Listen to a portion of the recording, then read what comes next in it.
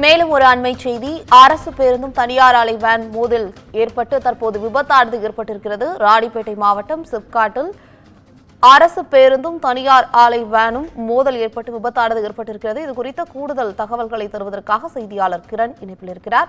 வணக்கம் கிரண், இந்த விபத்து எப்போது ஏற்பட்டது, எப்படி ஏற்பட்டது? வணக்கம்.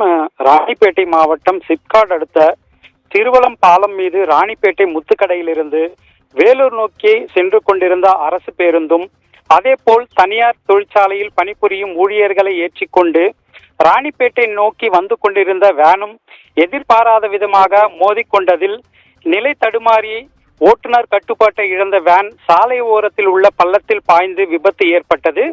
இதில் 20க்கும் மேற்பட்டோர் பயணம் செய்த நிலையில் 12 பெண்கள் உட்பட 15 பேர் சிறு சிறு காயங்களுடன் மீட்கப்பட்டு வாலாஜாபேட்டை அரசு மருத்துவமனையில் அனுப்பி வைக்கப்பட்டனர். இது குறித்து தகவலின் பேரில் சம்பவ இடத்திற்கு விரைந்து வந்த சிப்காட் காவல்துறையினர் வழக்கு பதிவு செய்து விபத்து குறித்து விசாரணை மேற்கொண்டு வருகின்றனர்.